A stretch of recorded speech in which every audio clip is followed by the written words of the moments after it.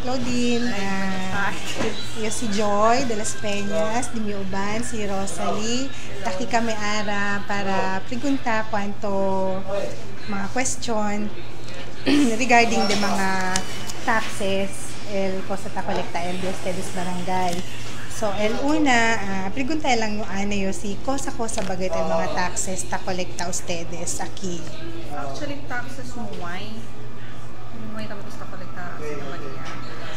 Kaya na city matapagan mo property tax diretso. Pero may kami gusto collect property. Lang gayot. Clearances lang. Clearances. Like, kosa klase mga clearances?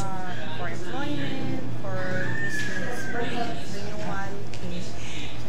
With regards na akal na business, kaya naman said, if below 50,000, di ba sa debit channel barangay ta kolekta na todo mga example, mga sari-sari stores, sa mga fruits and vegetables. Ever since I tried mo. Sina? Kasi But in previous nung ay tayo. Di ba? Akel, below 50,000, 1% from their gross of preceding year, Chena Mase, tak kolekta, el na barangay. Business, tax, ng mga todo business, na business retailer. Diyan sa akal na under section 142 of the local government code. Pwede kolekta el barangay 1% from their gross for preceding year. Ano yung ustedes? Ano yung permit? Business permit, may tamin. Clearance lang for business permit. Clearance lang gayot. Okay. How about community tax? Or cedula? Tan collect. So, el collection del cedula, pakilaya sila tan collect? In every 1,000, 1 peso. In every 1,000, 1 peso. And then, sa example, el remittance, pakilaya ustedes tan remit na treasurer's office by schedule or may masya, direkta dahil tan remit. Si Takabaya. Okay. And then, regarding na barangay clearance, tadali ba ustedes? Although tadali ustedes mga barangay clearance ng mga estudyante, ta-collecta ustedes sa mga senior citizen, disabled personnel, takobra pa syempre. Senior citizen. Takobra kami. Takobra syempre. Maskin sila mismo ka? Kay, ramo mo, example, no? Sila ganin sila parang propose si Mangson, ay pa man sila magkwento, kasi sila subilang clearance sa senior citizen. Kasi, for now, kasi sila man nebo senior citizen building. So, el water and light, el pagal barangay. Okay. So, ang parang income tabus ka kaya para pwede ko nila. Para man-augment. Para man-augment ako sa water and light. Kasi,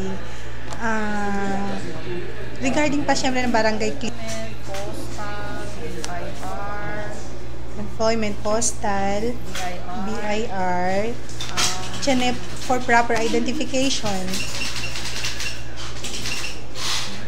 Tsaka, ralo lang man saka proper identification. Kaya taman lang kami postal. Residency. Certificate of residency. Okay. Mga loan purposes. CHEN. Electrification. CHEN. Water. Excavation.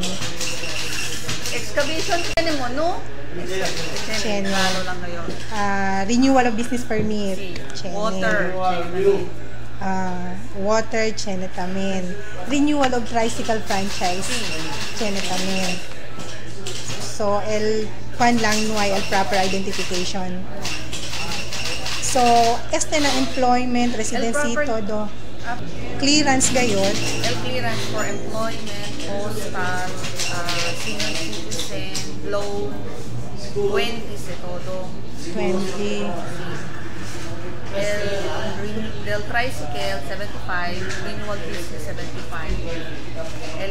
For BIRT, 50. Bank requirement for Pili kami ng bangko ara. Pili kami sila. Kwanto tamin 50 tamin. label dealer, personal collection dealer, kasi mga red logo. peddler basta sila kakay o kung sa basta sila. Yes, how about na mga real properties? Tiyan sila ta-kolekta? May tamin ustedes ko sa ta-kolekta. May tamin pedicab license, regulatory fees. Mga pedicab. Di ba manadaman kita ki pedicab? So, kosa sila ta-collect. Pedicab registration, 50 pesos. Clearance namin sir. Pada sila. Pedicab registration, otro. Clearance kita na. Registration, auto na kita sa katlakan ng CV. Alya kelta sa plate lang kel. Plate pati ID. So, LST 50 peso tamen. L na clearance tamen kel no. Okay. And then, mga issuances of certified through copy of the official documents del barangay. Sa example, tiyan kung ustedes siya pagade 51, kabaya per day. Kabar si PD kung ustedes certified. Ta-kolekta ustedes. Hindi ustedes na-kolekta. Pero tadali ustedes copy. Si. Pero hindi ustedes ta-cobra. Sa mga registration of dogs. Si, immunization 100. So, tiyan ustedes, immunization. Pakilaya once a year. No, tabi na lang mo silang kima. Tanda lang. Tabi na lang sa certification of child no middle pero kanto pero. Paga sila di ba sila na sa Tibet? Pero todo sa mga pero, akal within the judicial entity lang del Juan, Santa Maria lang kayo. Okay. Sa mga akilo, commercial breeding of fighting cocks, sa mga hack fights, tiyan Diba tiyan naman sa akil taas ng mga tiyan akil taas sa akil mga ustedes or nuaygat kentanda. Other fees and charges, mga billboards. Hindi ustedes na kolekta, signboards, neon signs, ng advertisements. Kasi birmanada, HNSE dimension. Pero depende naman sa kung ustedes na barangay council, si pakilaya sila man adapt rates this way. May paman sila sa resolution. Ang sina. Regarding del todo mga taxes, time of payment, pakilaya. Del mga payments ni suyo. Example na sedula. Cuando se debe tapagal mga gente? Cuando dapat January. And mga certification anytime lang man mo. And mga clearances na imantamin akil abla kita mga late payment kay apan renewal lang man sa todo no apan danid sa rises. And example, since siyempre mga penalties, mga surcharges or whatever. Ustedes na per ordinance, barangay ordinance na akatan impose na akil mga cleanliness, akil mga 500 at penalty, akil mga anti-littering or whatever. Gayo. Akil mga ordinance sa Pueblo ta-implement malaki mga example amay akal anti-littering. Example yan lang di ba siya sa time of damage. Si Gobian sila manakal may penalties. May pa-local barangay ordinance. Actually, kagawan to. Example, si Beyond na time, pakilaya el penalty de ustedes. El penalty. Sí. Pakilaya el imposition del penalty. El proposal that era como tiene que kami, di ba yung brought up yaman si kami na cancel.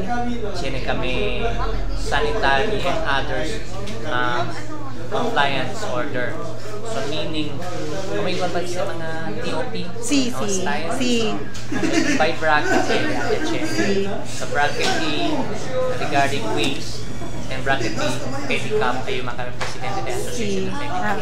Pero so observe ka kung sa pedicab, majority diyan ang pedicab with trash can. Amo. So LKL TOP ayata lang by offense. So warning. So, by offense. By offense. So si kaya to na second offense siya dituyo,